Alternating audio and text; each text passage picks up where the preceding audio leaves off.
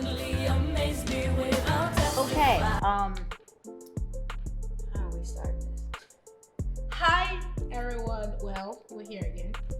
It's another episode of what we call mentoring moment. Did you hear my patois accent came very much? No, my Bajan accent. Oh my god! I sound so Bajan. Anyways, hi everyone. Welcome back to another episode of Mentoring Moment. I am doing the host work for her. I'm here with my mini me. So she's doing the intro. She's trying to develop a Bajan accent. Yeah, I've been rehearsing my Bajan accent. So anyway, we wanted to do a special edition mentoring moment today because we are celebrating the launch of The Power of Being a Woman. Woo! Can we have like balloons floating and all that kind of stuff? Yes, we will. So don't forget to get your copy on Amazon. I'll say that up front in case you don't listen to the whole broadcast. But if you go to my website at www.pobw.michellehammond.com, all the information is there for you to order the book. You can get an ebook, you can get a print copy, you can sign up for the MMH Hangout celebration that's coming this Saturday, as well as send proof of purchase to me so that you can get your free gift that I will be sending to you. And also I want to tell you right now that we've decided to do a free book club with this book. So once you've purchased the book and sent your proof of purchase, you will receive a link for an interactive book club that will begin December 12th, where we will go chapter by chapter, discussing, answering your questions, agreeing to disagree probably in some instances. But I'm really looking forward to that interaction about femininity, womanhood, how we navigate from the bedroom to the boardroom, the power of our sexuality, who we are, the value of motherhood, the power of submission. Lots of things to talk about concerning womanhood. And so Tega and I decided that we had to visit the millennial point of view about it. Things have really changed, since I was a younger woman like Tega. View of womanhood is definitely very different. I remember when I was a little girl in Barbados, I had an Aunt Coral, and I used to sit and watch her prepare for her dates. And she was so feminine. I would watch her put on her makeup. I would watch her spritz her perfume. And oh my goodness, it made such an impact on me as a little girl of 5 and 6. I wanted to be like her when I grew up. I just thought that was just the cat's meow, to look good, to smell good, and to have a man be in love with who I was and all my softness. And, then I moved to America. The season changed in politics, in the world, and we had the women's lib movement. Women started burning their bras at different demonstrations, and this whole other thing kicked in. And I was like, wow, what is this? Helen Reddy was singing, "I Am Woman, Hear Me Roar." And then, Shaka Khan came along and sang, "I'm Every Woman." And I forgot who it was. Karen. What was Karen's last name? Saying, "I'm not your superwoman." So even the music started developing our mindset for who we were as women. And it was rather confusing, to be perfectly honest. So I'm not even surprised that young women are confused about what does womanhood look like? Is femininity a good thing or a bad thing? And how is it different from feminism, So I'm not taken aback by the confusion because I understand the confusion. But what this book, The Power of Being a Woman, aims to Grab do. your copy today on Amazon.com. Just type in The Power of Being a Woman, and make sure you get the one with the black cover, because this is the new. Yes, this is the new relaunched version. And then if you order within the first 2 weeks from now until 14th of December, you're going to get a free devotional. And then you're also getting a book club with the book. Now, the usual price for book clubs is usually more than this, but Yes. because we love you so much, That's right. you will get it. A book club to accompany you with your read. Now, don't just get for yourself. You have sisters, you have friends, you have mothers, you have aunties, you have uncles that have wives. So, get as much as you can and pass the love around. Pass the power around. Very well done. So we've had these discussions, Tega, Yeah. where you've spoken to me about how important it was for me to address Yeah. how to be a woman, Yeah. because you felt that young ladies in your age range didn't really know how to do that. You want to expound on what your ideas are and what you see among your friends, because Tega is an old soul, so I can't say she's the normal millennial, but she's very in touch with them because people love to talk to Tega and unload everything, tell her stuff she doesn't even want to hear. So she has her finger on the pulse of what's going on. So I get all my info. She keeps me young because she keeps me informed on what young people are thinking. So what are your observances of where the confusion is in your age range? Let's start here. If in the beginning, me myself was very confused on what womanhood looked like, what you're supposed to do as a woman or whatever. But after speaking and hearing my mate's opinion, this is what I understood happened. The millennial time was raised by parents who wanted to do something differently but didn't know how. So as a woman, they tell you, be powerful but not too much, right? Have money but not too much, right? Go to school, get a good education but not too much. Just be just a little bit under the radar. Well, for Africans, I can't speak for the rest of the world. So there's this confusion within millennials that what am I supposed to be? I literally, one time, I know a very wealthy lady in Nigeria. She has so much money, but she hides it. Why? Because she's like 35 and not married, and she's afraid that men will be intimidated by her success. So she does everything in her parents' name. She drives a small Toyota Corolla, and her parents drive like SUVs and all that things like that. And I was speaking to her, she's like, men, they get intimidated, and I would like to be married, so I just like to keep things under the radar and stuff like that. And then most of millennials like me, we were confused. Chimamanda wrote this poem. She's like, be successful, but not too much, so that you don't intimidate the man. We teach females, fight for your man, fight for your man, fight for the men, but they teach males to fight for themselves. I remember as a child, it was after a while I could, speak up to my mom, because who born me? And tell her, Mom, if you're teaching me how to cook, teach me how to cook, because I have to learn survival skills of eating. She would make statements like, you are a woman, you represent me one day, come to the kitchen and cook. That thing used to piss me off. I'm like, just teach me how to cook because I need to learn survival skills of cooking, not because I'm a woman. So, and then in the same breath, she would say, make sure you're doing well in school. So, what you want from us? And balance. then the music. How about balance?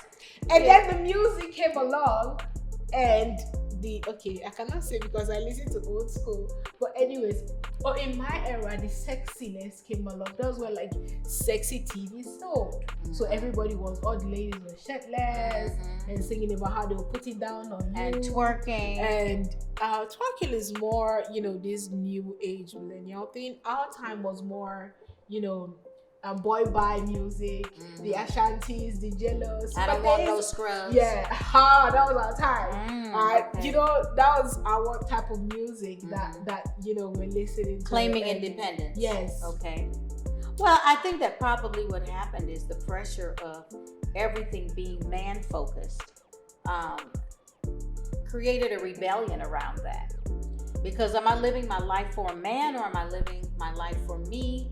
And the man comes into my life and appreciates what I've been able to accomplish on my own. And definitely, I think that we're now in an era where it's like every woman for herself. I don't know if it's necessarily man-geared anymore. No. Although the lie is still there that men are intimidated by strong women, which I don't think is really accurate. I think that men admire strong women. They just don't like the way they present their strength. And there's a big difference. Because, well, we've had this conversation of when it's not all like, let's not generalize. There are some men who are literally afraid and intimidated by successful women, and that's just the truth. Yes, but they usually don't feel good about themselves. But basically, there are men. We've got a new vice president in America, and I think he's going to be fine with being Mr. Vice President. Yes, He's the first Mr. Vice President, and he's already quit his law firm so that he can support his wife. there are men who are okay with, even in We're our talking society. about, okay, well, let's interject here. We're talking about men, not boys. Yeah, So let's recognize men and let's recognize boys. but Men don't have a problem with strong women because they know their own strength and they release those women, like the Proverbs 31 woman, to do their thing. But those women also have their strength and their power in perspective and balance it well. It's very obnoxious. I don't care, even if you are successful. It's obnoxious when somebody's bragging on themselves all the time and I did this and I did that, you know, or reminding you of what they did. I mean, that's just life. I mean, arrogance is not attractive. Self-puffery is not attractive. I don't care which sex it's being presented to. Now, boys, yes, boys are intimidated by strong women. And then another confusion we had was, or we have, not we had, is the dynamics between male-female relationship. Mm-hmm. The dynamics between myself relationship. Because internally, for me, there was a lot of struggle on what womanhood looks like. It was war. Because I have this facade of the strongest human being alive, even when I'm dying emotionally. I'm like, yeah, fine. Whatever. Marshmallow. Yeah, but then it's just a big teddy bear. Balancing that and being a woman, I kid you not. It was when I met this woman here that I learned to stop carrying my bag. Because she would tell me that, she would say, never know what you can do when a man is around. Oh no, how do you say it? I said a diva never Does what a diva can do when a man is around. Yeah, a diva never does what a diva can do when a man is around. I remember the very first time it was a box. I'm not sure she remembers the story. It was a box that was outside, and we were coming inside the house, and I was dragging the box, and she just looks at me like straight, "What are you doing?" And me too. I looked at her straight. I'm like, "I'm carrying the box." She's like, "Why are you carrying the box when there's so many men inside the house? Get one of them to do it for you." And I'm like, "It's just a box. I can drag the box myself." She's like, "Never, Diva never does it. Diva can do it." So I'm like, okay.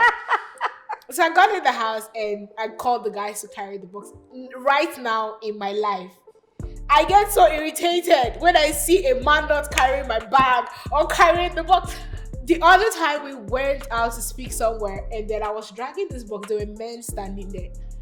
I did not even know when I snapped. I just yelled at them, "Can't you see I'm a woman? Can you help me?"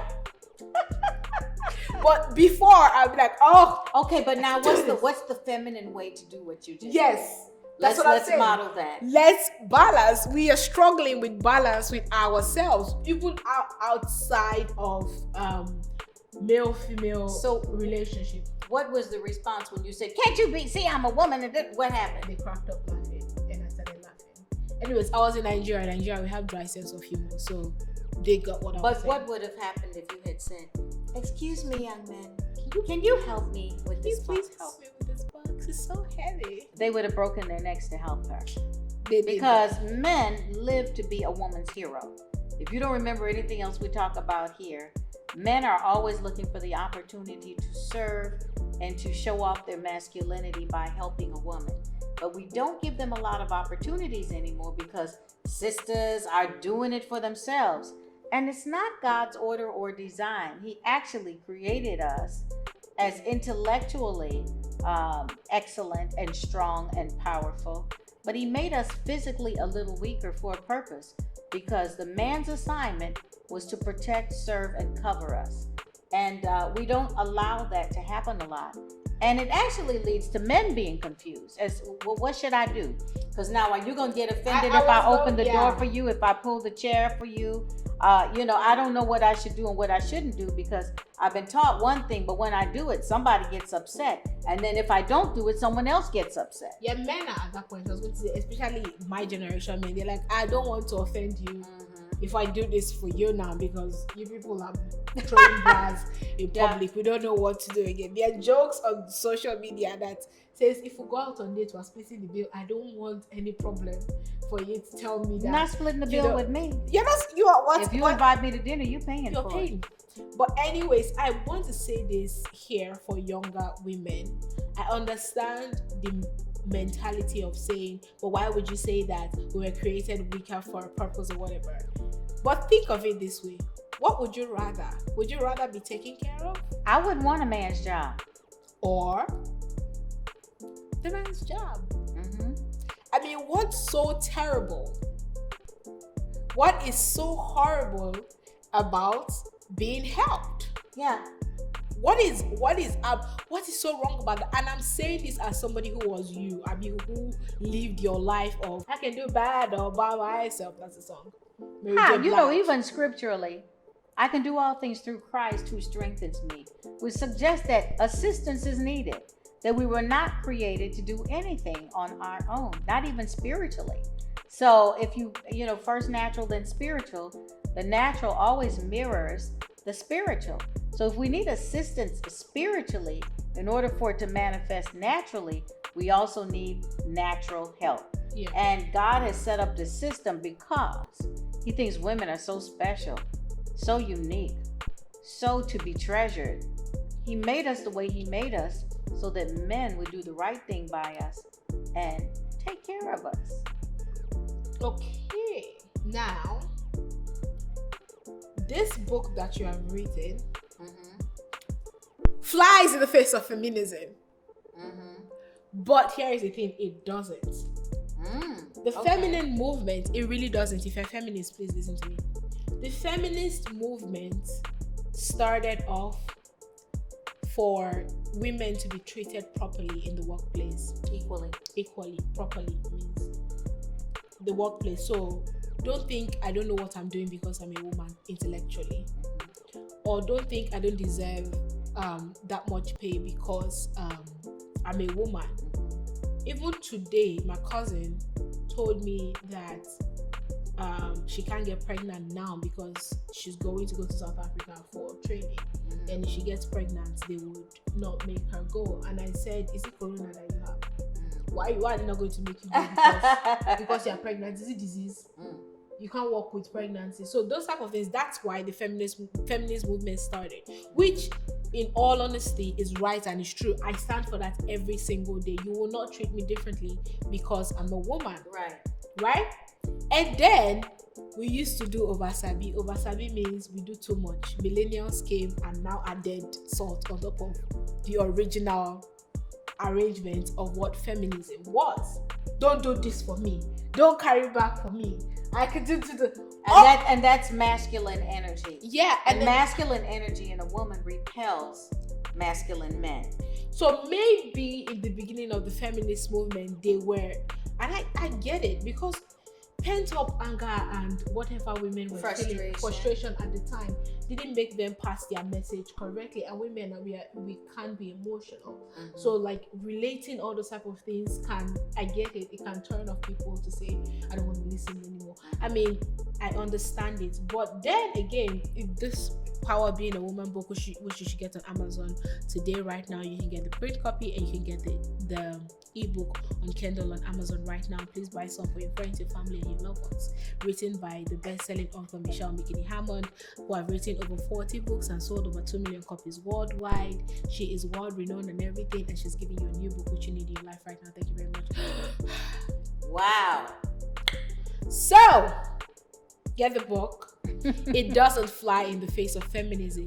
It just teaches you how to make your request and how to balance everything that you need in your life properly. It teaches you how to move from the boardroom to the bedroom. And I can tell you, as an ex-feminist, you would have so much peace in your mind if you settle the conflict that goes on in between, on how to balance everything. So, let me just say this. go ahead. You want to finish what you were going to say? No, I was Okay. gonna say- I would say this about feminism. As she said, it was not a bad agenda originally. Equal pay, that's straightforward. To me, that's not even brain surgery. But when we started going to extremes, and actually, one of the founders of the feminist movement then made everybody angry because she got married. It turned into something else after a while. And it discounted the good work and the good foundation that had been laid in the beginning. I also just want to say, I don't need that title. I don't need anyone to name me. I don't need to be called a feminist in order to be a woman who brings substance and power to whatever atmosphere I happen to inhabit. I don't need that label. God has given me my name. Yeah. Your parents have given you your name. How many names do you need? I think that people take on other labels when they're still in search of their identity. Yeah. And so I think that it's very important to understand what you're saying when you choose to embrace that term, because you're actually bigger than that term. You're actually bigger than being a feminist. You are a powerful person who happens, you're a powerful person who happens to be a woman. That's really the way that it is. You're intellectually powerful. You're emotionally powerful. Yeah. You're physically powerful if your adrenaline flows in an emergency situation. I mean, there have been stories of women who overturned a car because it was on their baby. So when we need to be strong, even physically, something kicks into us. So God has really created us to be phenomenal people. Yeah. In the earth. Wars have been fought over women. Women have settled disputes that men could not settle. I think about the story in the Bible of this woman on the wall. She doesn't even have a name. The enemies of David had run into this city for refuge. His name was Sheba. And the armies went to assault that town. And the people inside were all quivering. And I'm sure there were a bunch of men in there, but nobody moved. And all of a sudden, this woman pops her head up over the wall and says, "Why are you people here? This is supposed to be a place of refuge. This is a place where people come to solve conflicts. What are you here? Why are you here? And what do you want?" And the leader of the army says to her, "We just want Sheba. We're here. If you hand him over, we can peacefully move." She says, "I'll be right back." She then goes into the town, calls together the men, negotiates, and a few minutes later, Sheba's head comes sailing over the wall. Done. The army goes home. While the men were trying to come up with some complicated answer, this woman said, "This is simple. Let me just deal with this." Yeah. Done deal. And that is the power of a woman. In so many instances, looking at the fact that the countries that handled COVID, the pandemic early on, better than any place else, were led by women. The governor of Michigan, the prime minister of New Zealand, Germany, these women stepped up to the plate, put things in place, calmly led their countries to a place of stability. We've had spikes since then, but that's because people relaxed. But early on, they were touted for handling the situation so well. So when we think about our power, we've got to get over having credit for everything. It doesn't matter. What is the end goal? Is it to get the job done? Is it to preserve your home? Is it to preserve your family? Is it to win at work? Is it to assist the company that you work for to have victory and increase?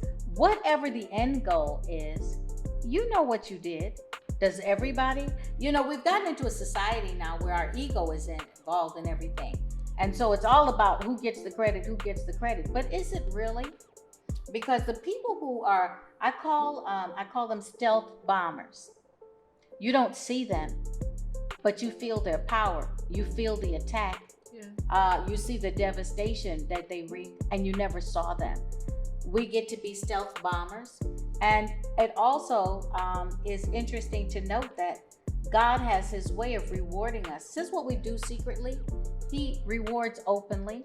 When we look at the Proverbs 31 woman, I wonder how many years went by with no praise, but at the end of the verse it says that her children and her husband arose and called her blessed. Yeah. And that the husband said, you excel above all. That might have been the only compliment she ever got on a specific day for a birthday. We don't know. Mm-hmm. But she did what she did. She rocked her world. She made her man look good. She equipped her children for the world. And those were her goals. What are your personal goals for your world? That is the question. Recognition comes. No one is ever going to refute excellence. If you push it yourself, though, it makes it obnoxious, doesn't it? God resists the proud but gives grace to the humble. Guess what? So does the world. Yeah, okay. Thank you. Based on your last statement, no one is going to do what? Refute excellence. Right.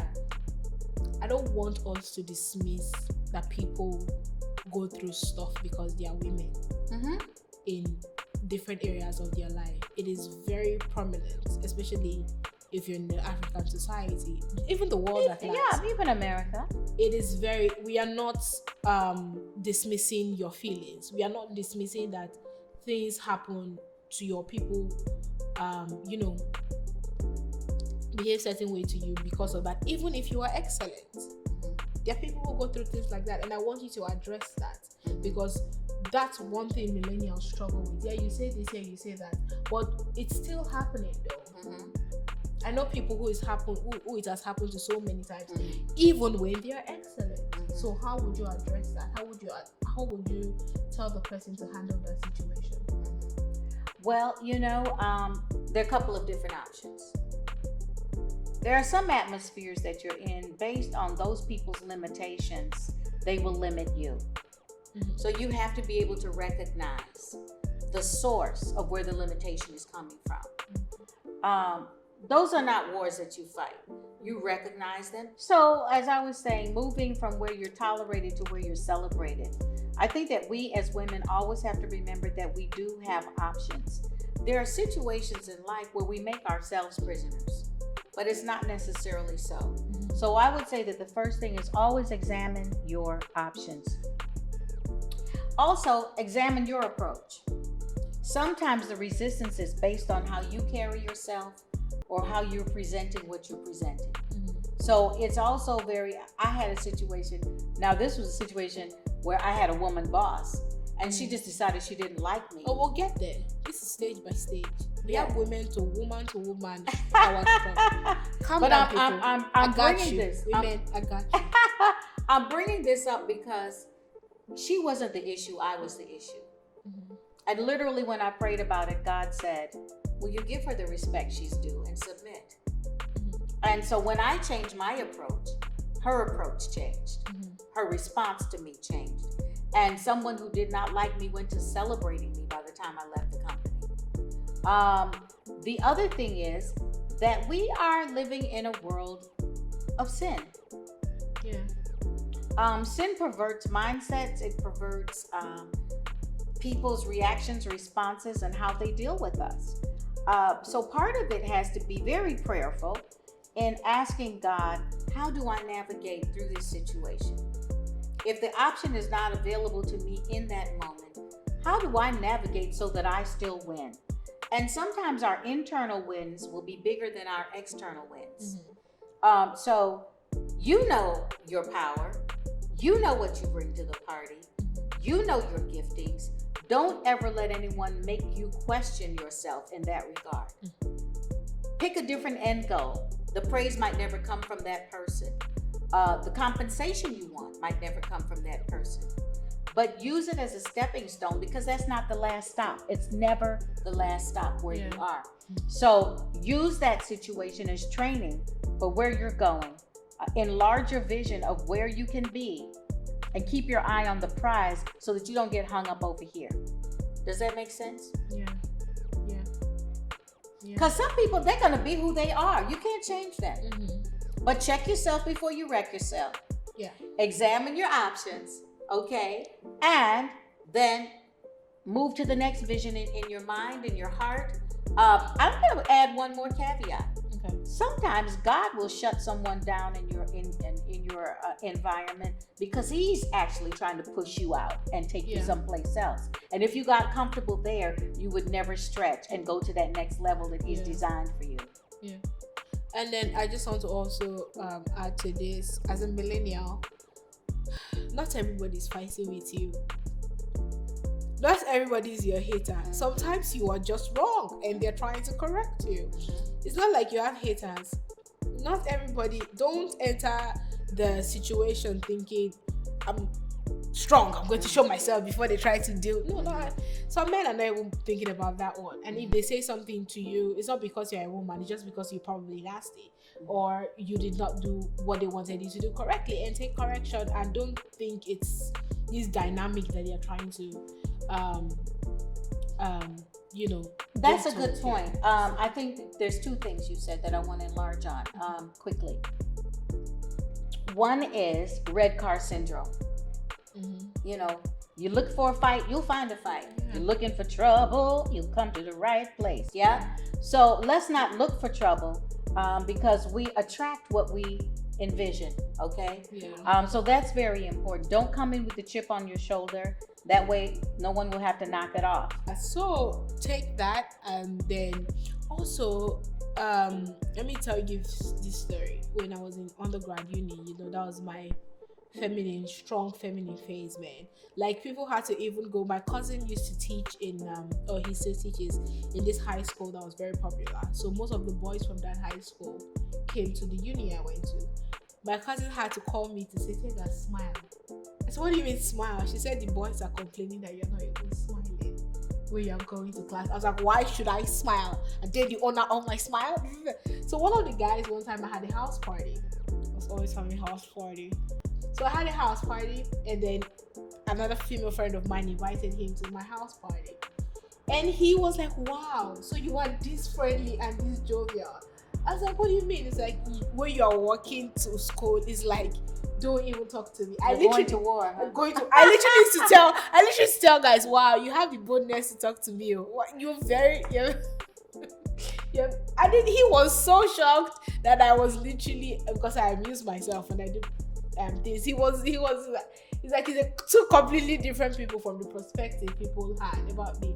So I'll just say this: calm down, be calming down, smile. I know most of us don't know how to walk like her. Like, even when she's walking, it's like, Some of us will never walk like that, but at least if you enter a room, say hi to people and smile. Okay? They're not fighting you. It's not war. And if you smile, they don't smile back at you. Keep smiling.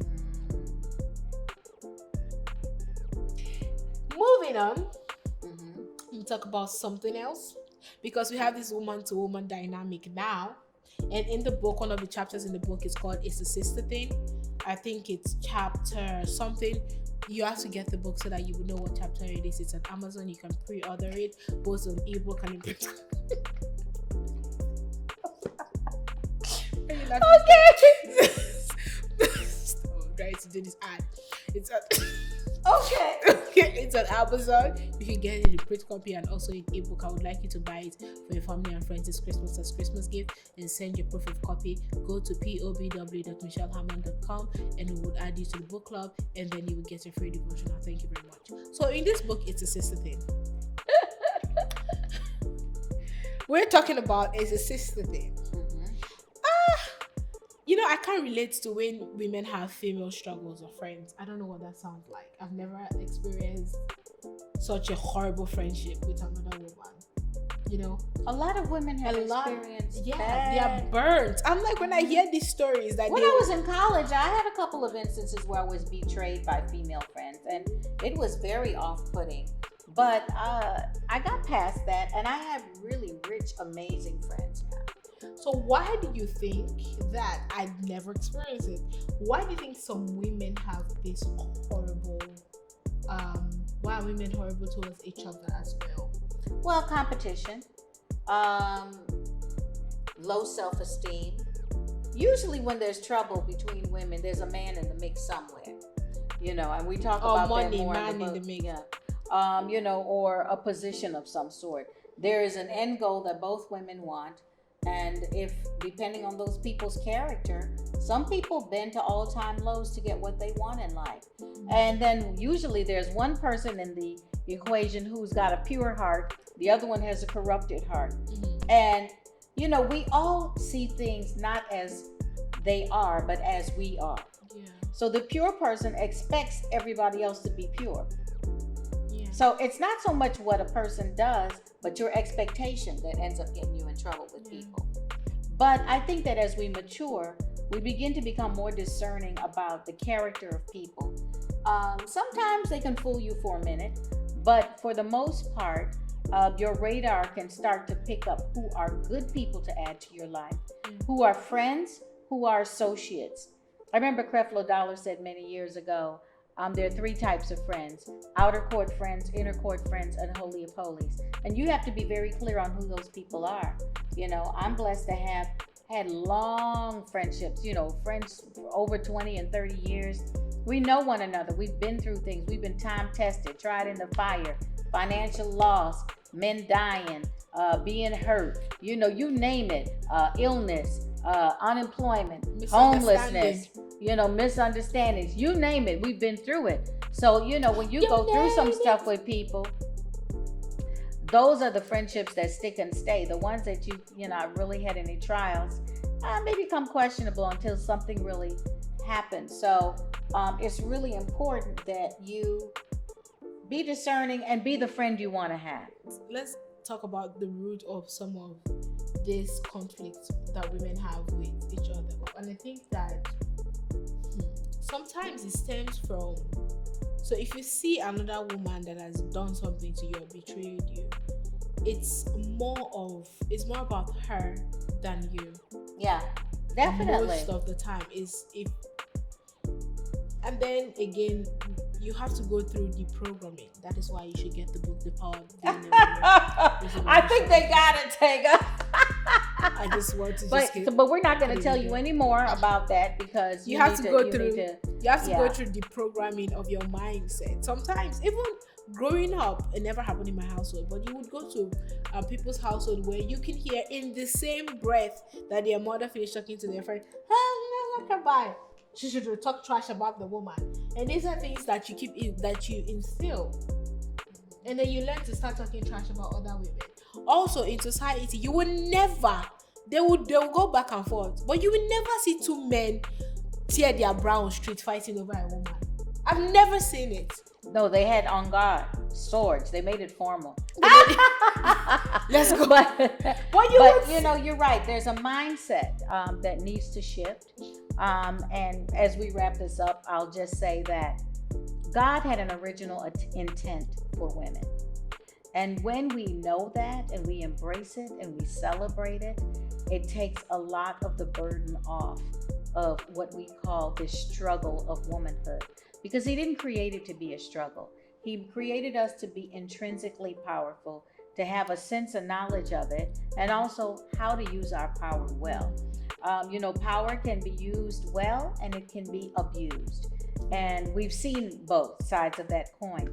So I just want to encourage you, as we continue this dialogue, as you get the book, as you join the book club, and we get into deeper conversations about the things that affect you in your life as a woman, whether that's in your relationship, whether you feel that motherhood is a thankless job, whether you struggle with authentic woman-to-woman friendships, whether you're able to recognize the right man for you in your life based on who you are as a woman.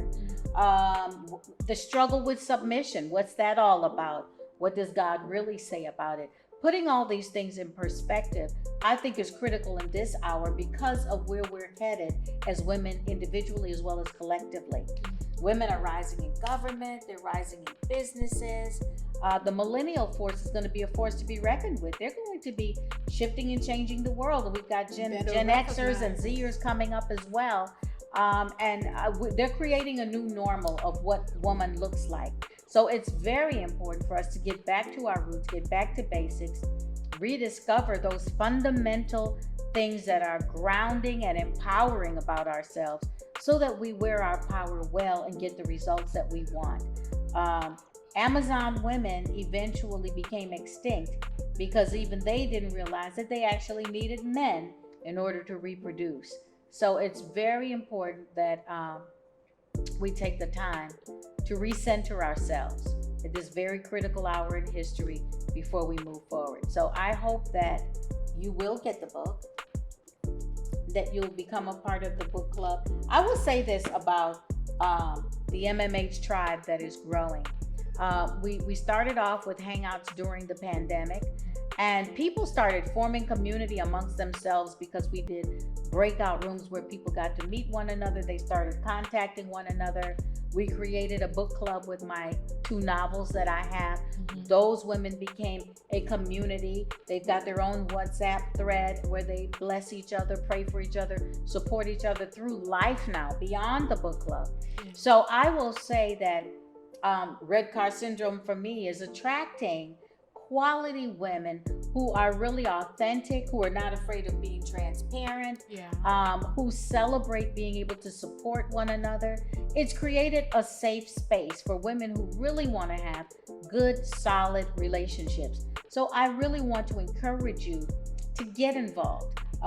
If you go on my website at michellehammond.com, there is the MMH Tribe. You can become a part of that. It's a subscription program where women meet. We do a Bible study in there once a month, and we make content available to you that you won't see on social media anywhere else. They even have their own private, kind of like a Facebook thing in there where they can chat and interact with one another.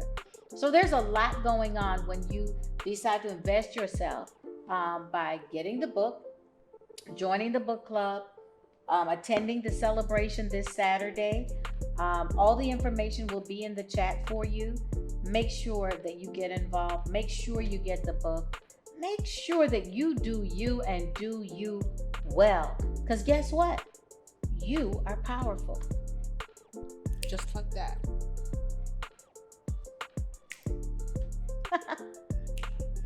Well, thank you. We love you. Join the book club with your book. All right, be good. Bye-bye.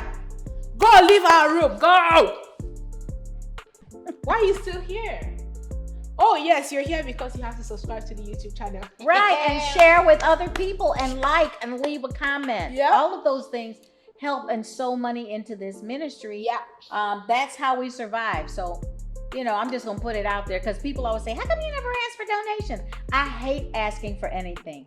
I don't mind working for everything that I earn. So if you would like, share, subscribe, it does the job. Leave comments, okay? So that we expand our YouTube reach and our podcast reach. So many things are coming up, man. You people, you need to keep being in the loop. Yeah, you need to be current. You need to go on my website and get on the mailing list so that you know when we're doing things. Because let me tell you, this is December, but we've got master classes coming up next year. I do one-on-one coaching. We'll be setting up some group coaching venues as well. So there's a lot coming down the pike, and you won't want to miss any of it. You want to see this beautiful country? Yes, I'm going to do Come Home with Michelle to Ghana. And we'll have a weekend retreat and go sightseeing and shopping, and we're mapping it all out for you. So there's so many things coming up. You don't want to miss any of it. So make sure you subscribe, get on the mailing list, and stay close. Now you can be on your way. Toodles. Bye. Ta. Ta. Bye. Bye. So silly.